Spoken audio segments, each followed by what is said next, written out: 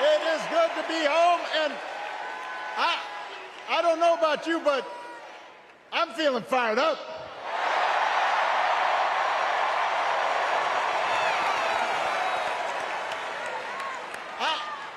I am feeling ready to go.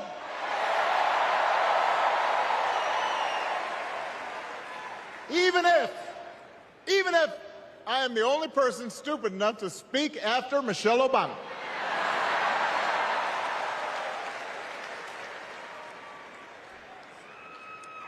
I am feeling hopeful because this convention has always been pretty good to kids with funny names who believe in a country where anything is possible. Because we have a chance to elect someone who has spent her entire life trying to give people the same chances America gave her.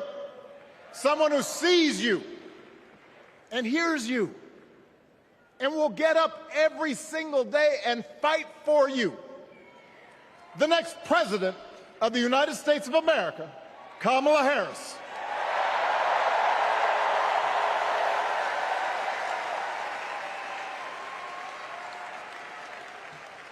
It's been 16 years since I had the honor of accepting this party's nomination for president. And I know that's hard to believe because I have not aged a bit. But it's true. And looking back, I can say without question that my first big decision as your nominee turned out to be one of my best. And that was asking Joe Biden to serve by my side as vice president.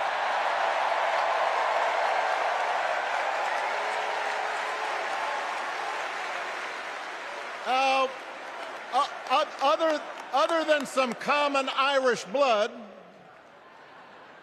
Joe and I come from different backgrounds. But we became brothers. And as we worked together for 8, sometimes pretty tough years, what I came to admire most about Joe wasn't just his smarts, his experience.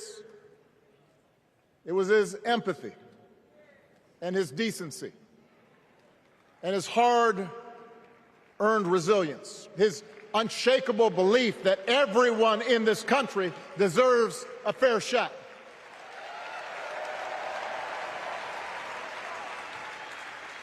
And over the last 4 years, those are the values America has needed most. At a time when millions of our fellow citizens were sick and dying, we needed a leader with the character to put politics aside and do what was right. At a time when our economy was reeling, we needed a leader with the determination to drive what would become the world's strongest recovery. 15 million jobs, higher wages, lower health care costs. At a time when the other party had turned into a cult of personality, we needed a leader who was steady and brought people together and was selfless enough to do the rarest thing there is in politics, putting his own ambition aside for the sake of the country.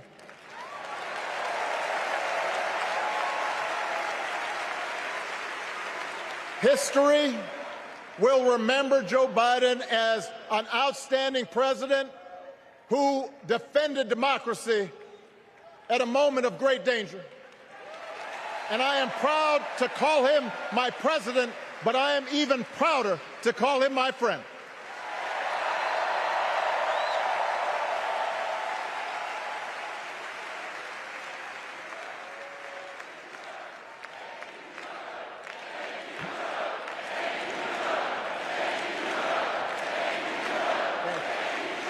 Now,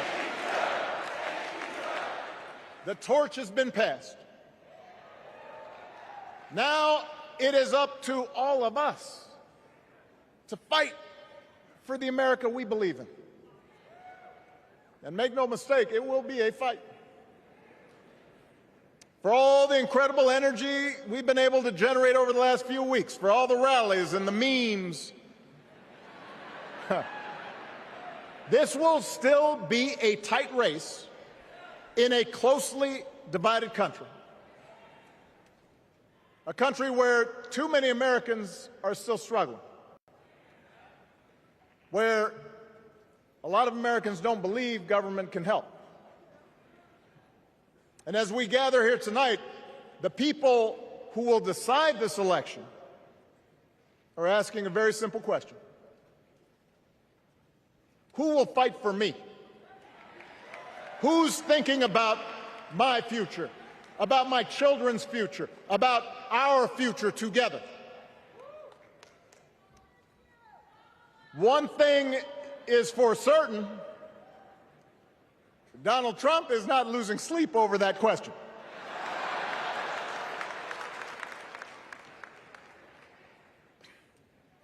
Here's a 78-year-old billionaire who has not stopped whining about his problems since he rode down his golden escalator 9 years ago. It has been a constant stream of gripes and grievances that's actually been getting worse now that he's afraid of losing to Kamala. There's the childish nicknames, the crazy conspiracy theories, this weird obsession with crowd sizes.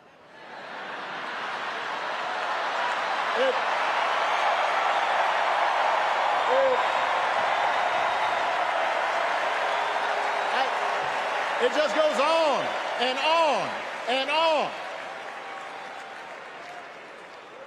The other day I heard someone compare Trump to the neighbor who keeps running his leaf blower outside your window every minute of every day.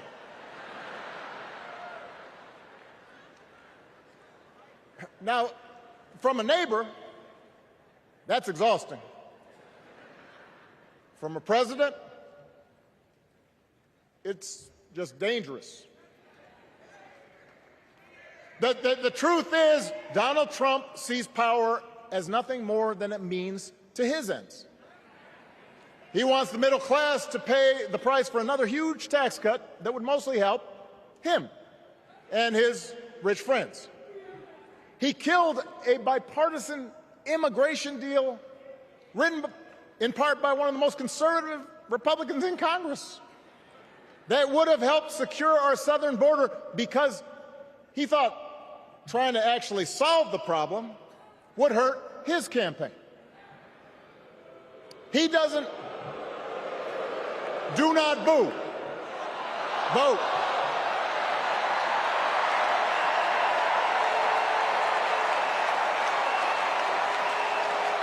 He doesn't seem to care if more women lose their reproductive freedom since it won't affect his life.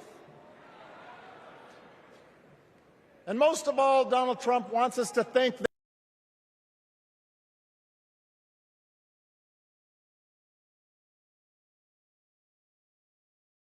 that the real Americans, who of course support him, and the outsiders who don't. And he wants you to think that you'll be richer and safer if you will just give him the power to put those other people back in their place. It is one of the oldest tricks in politics from a guy whose act has, let's face it, gotten pretty stale. We do not need 4 more years of bluster and bumbling and chaos. We have seen that movie before, and we all know that the sequel is usually worse.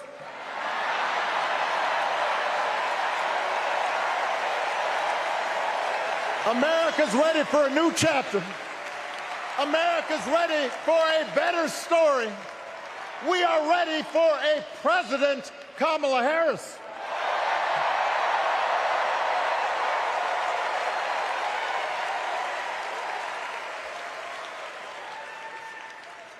And Kamala Harris is ready for the job.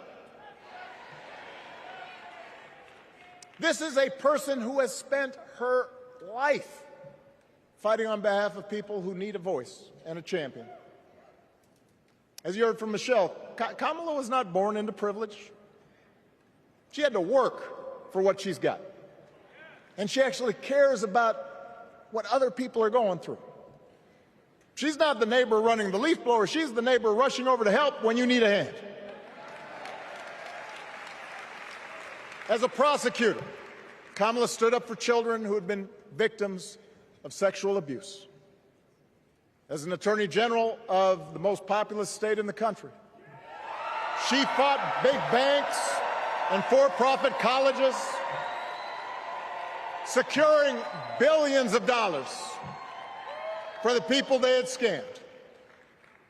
After the home mortgage crisis, she pushed me and my administration hard to make sure homeowners got a fair settlement.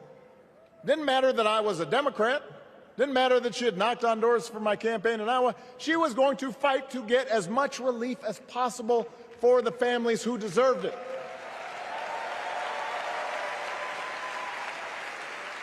As vice president, she helped take on the drug companies to cap the cost of insulin, lower the cost of health care, give families with kids a tax cut. And she is running for president with real plans to lower costs even more and protect Medicare and Medicaid and sign a law to guarantee every woman's right to make her own health care decisions.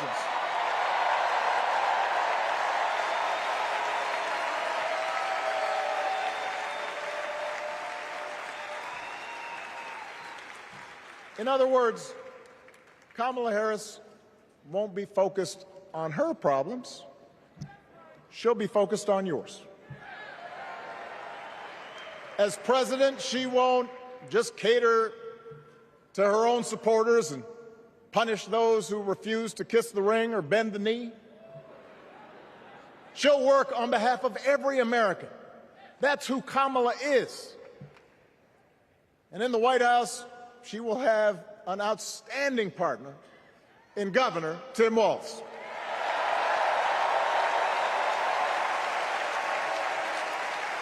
Let me tell you something. Let me tell you something. I love this guy.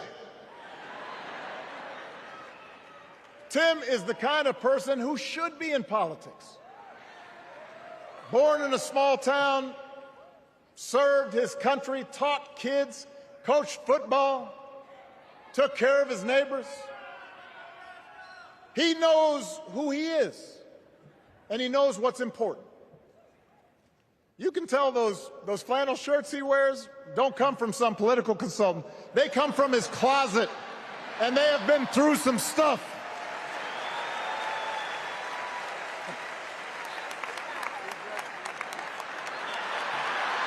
They have been through some stuff.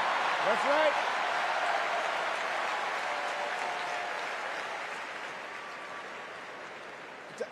Together, Kamala and Tim have kept faith with America's central story.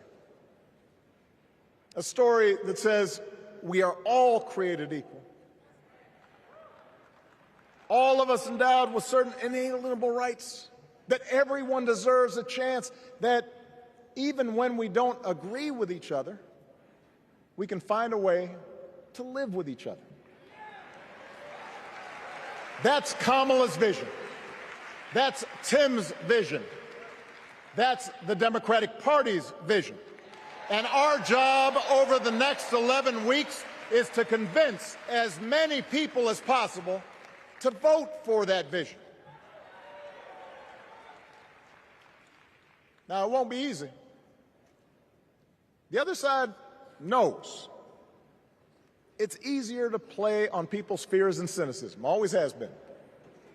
They will tell you that government is inherently corrupt, that sacrifice and generosity are for suckers. And since the game is rigged, it's okay to take what you want and just look after your own. That's the easy path. We have a different task. Our job is to convince people that democracy can actually deliver. And in doing that, we can't just point to what we've already accomplished. We can't just rely on the ideas of the past. We need to chart a new way forward to meet the challenges of today. And Kamala understands this. She knows, for example, that if we want to make it easier for more young people to buy a home, we need to build more units and clear away some of the outdated laws and regulations that made it harder to build homes for working people in this country. That is a priority, and she's put out a bold new plan to do just that.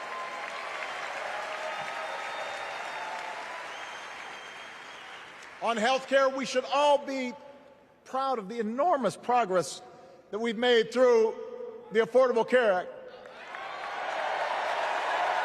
providing millions of people access to affordable coverage, protecting millions more from unscrupulous insurance practices. I noticed, by the way, that since it's become popular, they don't call it Obamacare no more.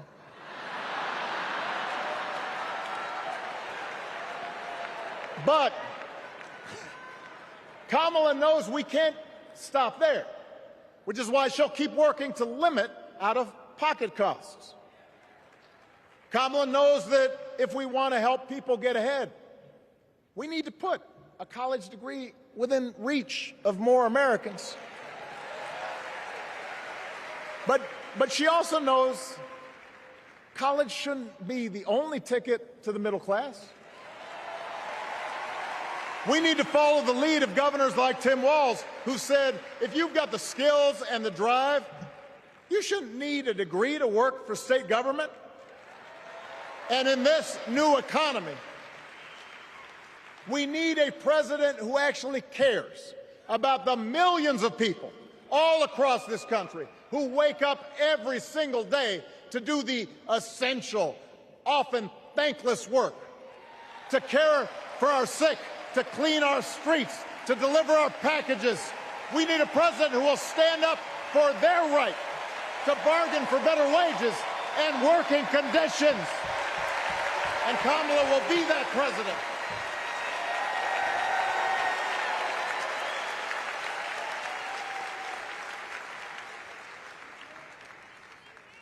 Yes, she can.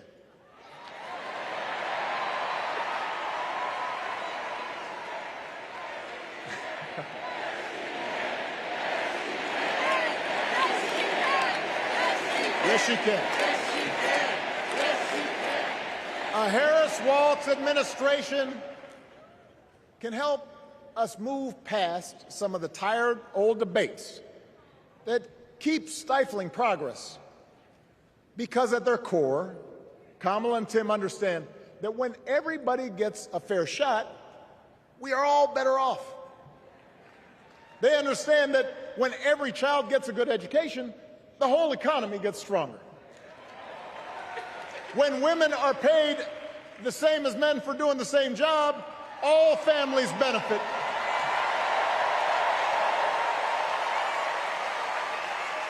They understand that we can secure our borders without tearing kids away from their parents, just like we can keep our streets safe while also building trust between law enforcement and the communities they serve and eliminating bias. That will make it better for everybody.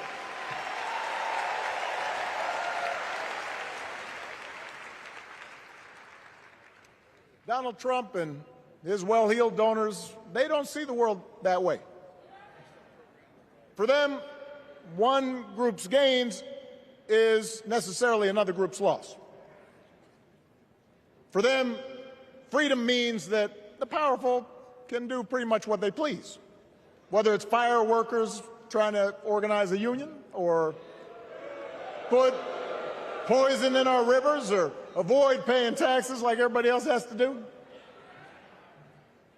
Well, we have a broader idea of freedom. We believe in the freedom to provide for your family if you're willing to work hard. The freedom to breathe clean air and drink clean water and send your kids to school without worrying if they'll come home. We believe that true freedom gives each of us the right to make decisions about our own life, how we worship, what our family looks like, how many kids we have, who we marry. And we believe that freedom requires us to recognize that other people have the freedom to make choices that are different than ours. That's okay.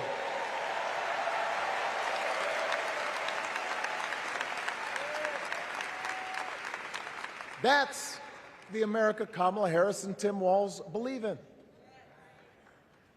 An America where we, the people, includes everyone. Because that's the only way this American experiment works. And despite what our politics might suggest, I think most Americans understand that. Democracy isn't just a bunch of abstract principles and dusty laws in some book somewhere. It's the values we live by.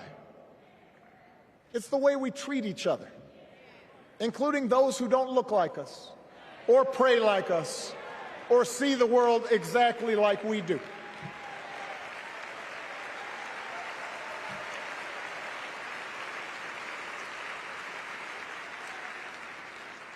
That sense of mutual respect has to be part of our message.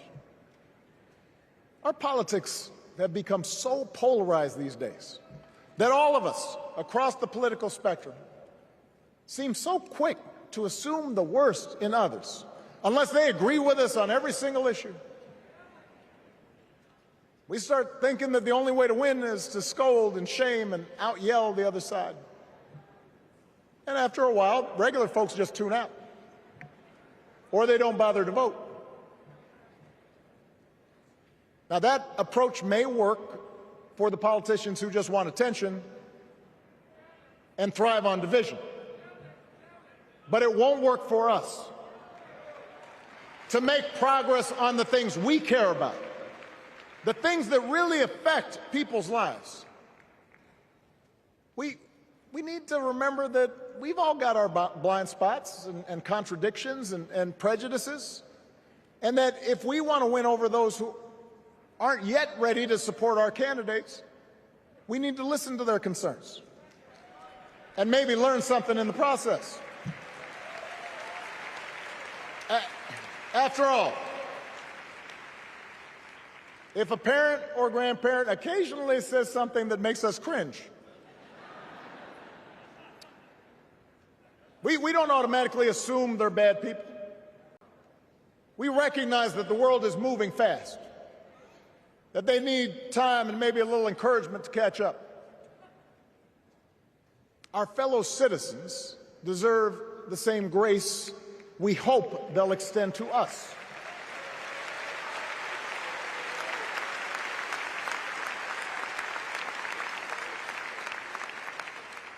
That's how we can build a true democratic majority, one that can get things done.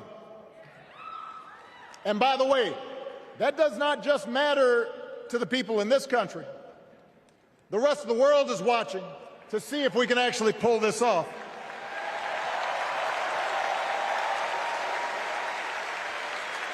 No nation, no society has ever tried to build a democracy as big and as diverse as ours before. One that includes people that over decades have come from every corner of the globe. One where our allegiances and our community are defined not by race or blood, but by a common creed. And that's why when we uphold our values, the world's a little brighter. When we don't, the world's a little dimmer, and dictators and autocrats feel emboldened.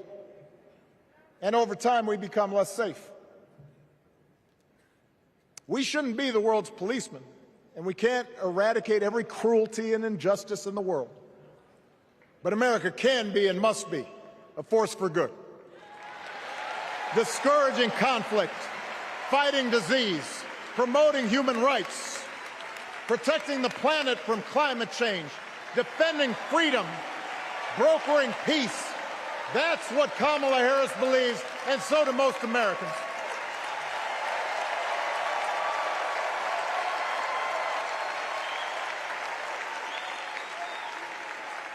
Now,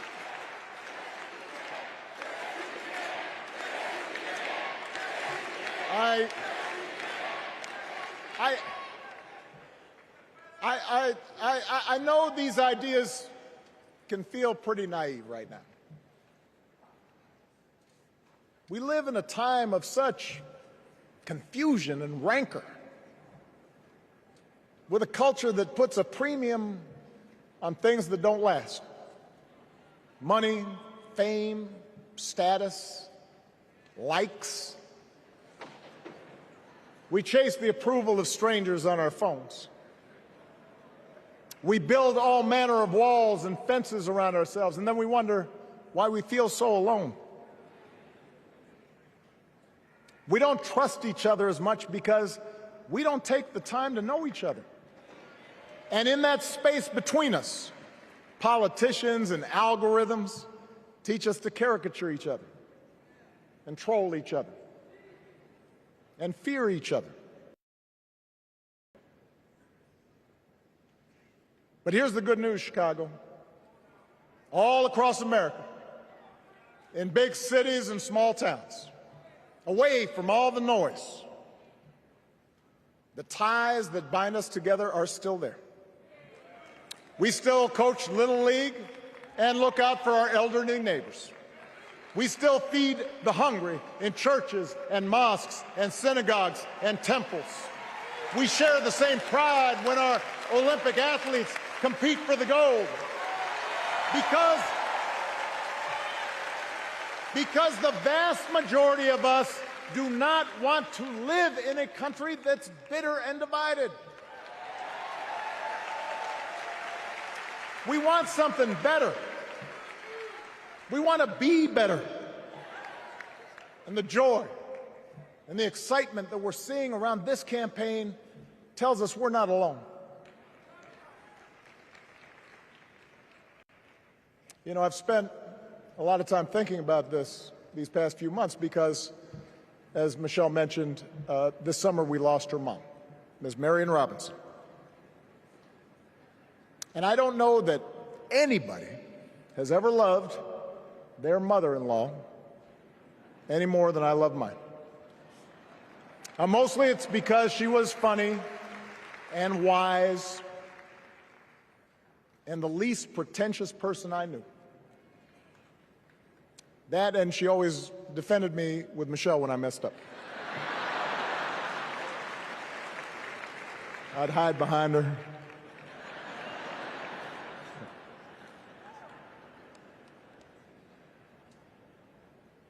But I also think one of the reasons Mary and I became so close was she reminded me of my grandmother, the woman who helped raise me as a child. And on the surface, the two of them did not have a lot in common. One was a black woman from right here, south side of Chicago, right down the way. Went to Englewood High School. The other was a little old white lady born in a tiny town called Peru, Kansas. Now, I know there aren't that many people from Peru.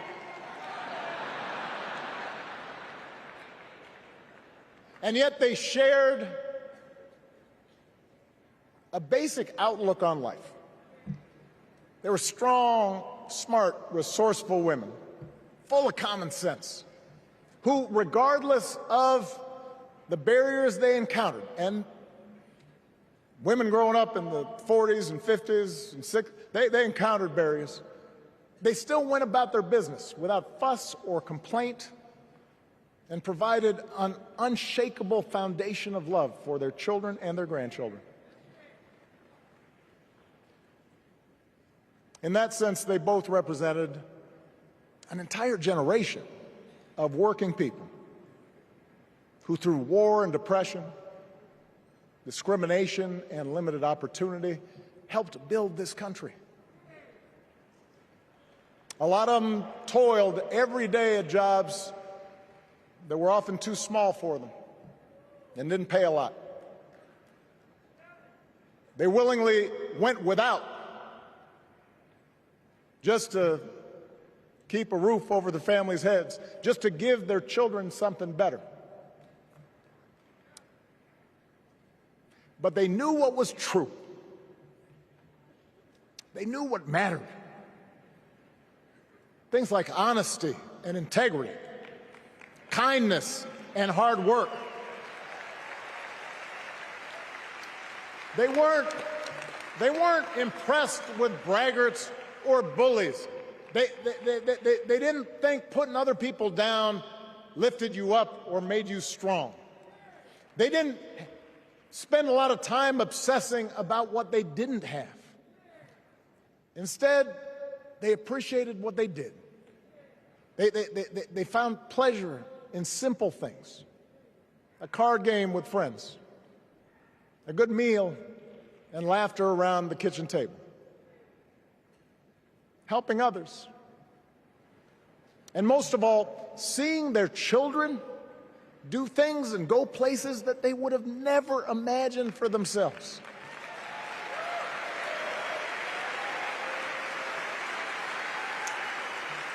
Whether you are a Democrat or a Republican or somewhere in between, we have all had people like that in our lives. People like Kamala's parents, who crossed oceans because they believed in the promise of America. People like Tim's parents, who taught him about the importance of service. Good, hard-working people who weren't famous or powerful, but who managed in countless ways to lead this country just a little bit better than they found it. As much as any policy or program, I believe that's what we yearn for. A return to an America where we work together and look out for each other. A restoration of what Lincoln called, on the eve of civil war, our bonds of affection. An America that taps what he called the better angels of our nature. That is what this election is about. And I believe that's why, if we each do our part over the next 77 days, if we knock on doors, if we make phone calls, if we talk to our friends, if we listen to our neighbors, if we work like we've never worked before, if we hold firm to our convictions, we will elect Kamala Harris as the next President of the United States, and Tim Walz as the next Vice President of the United States. We will elect leaders up and down the ballot who will fight for the hopeful, forward-looking America we all believe in, and together we too will build a country that is more secure and more just, more equal, and more free. So let's get to work. God bless you, and God bless the United States of America.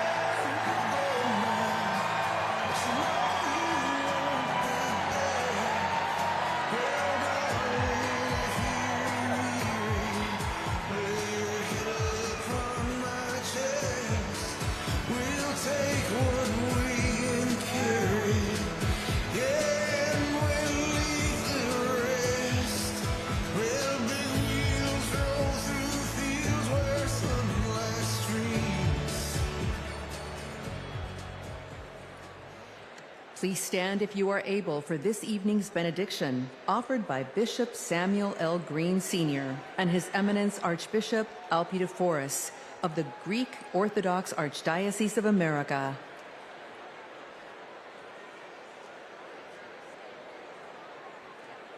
God of our salvation,